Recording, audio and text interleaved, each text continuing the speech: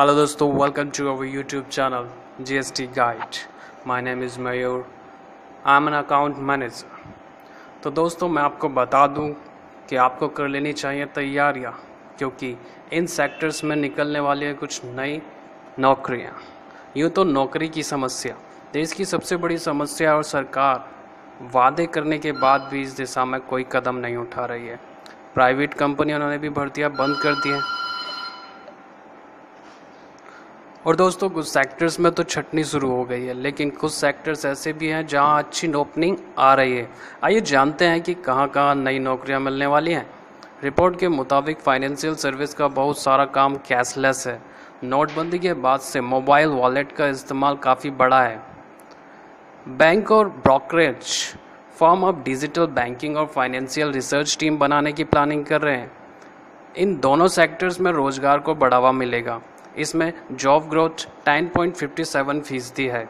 तो दोस्तों आइए जानते हैं कौन से ऐसे सेक्टर्स हैं जिनमें अच्छी नौकरियां निकलने वाली हैं। पहला है दोस्तों health and pharma.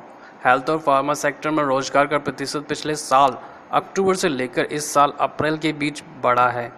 In sector में काम करना इसलिए अहम है क्योंकि इसमें मल्टीनेशनल कंपनीज बड़े पैमाने पर फॉरेन इन्वेस्टमेंट करती हैं। सरकार की पहल से हेल्थ केयर में सुधार हो रहा है और नए एजुकेशन इंस्टीट्यूट टैलेंटेड लोगों को आगे बढ़ाने के लिए तैयार हैं। इस सेक्टर में जॉब ग्रोथ 13.67% है। दूसरा है दोस्तों नॉलेज प्रोसेस आउटसोर्सिंग। इसे केपीओ इंडस्ट्री कहा जाता है। इसमें आने वाले फाइनेंशियल ईयर्स में तकरीबन 1.5 लाख प्रोफेशनल्स को जॉब दी जा सकती है।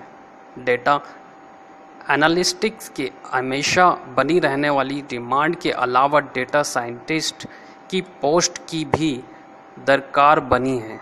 इस सेक्टर में जॉब ग्रोथ 14.77% है। तीसरा है दोस्तों टेलीकम्युनिकेशन। इस सेक्टर में बेहद कंपटीशन का दौर चल रहा है। रिलायंस जियो के फ्री डाटा ऑफर्स लाने के बाद आइडिया और वोडाफोन मर्जर के चलते हुए इस सेक्टर में ज़बरदस्त कंपटीशन चल रहा है। इसका फ़ायदा जॉब खोजने वालों को मिल सकता है। यहाँ हायरिंग एक्टिविटी जोर शोर से चल रही है। इस सेक्टर में 11.18% जॉब ग्रोथ है।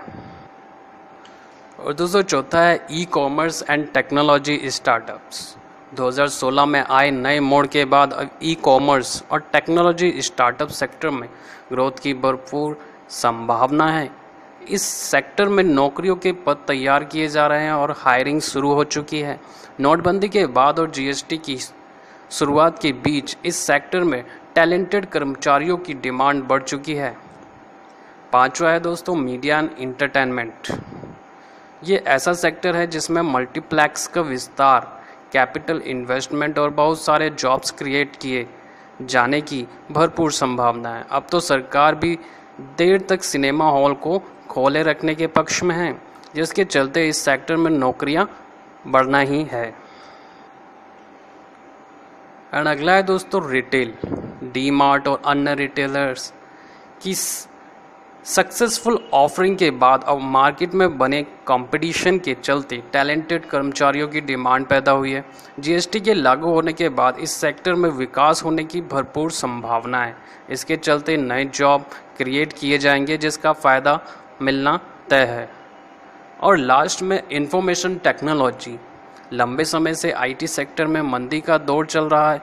अमेरिका का सरकार की पॉलिसी और ऑटोमेशन के चलते आईटी सेक्टर में मिलने जुले प्रभावों में है।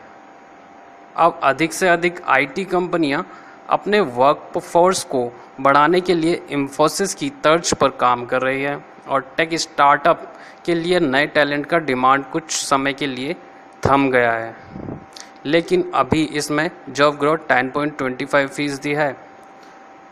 तो दोस्तों अपना आप को तैयार कर लीजिए, क्योंकि इन सेक्टर्स में बहुत ज़्यादा वैकेंसीज निकलने वाली हैं जो आप प्राप्त कर सकते हैं।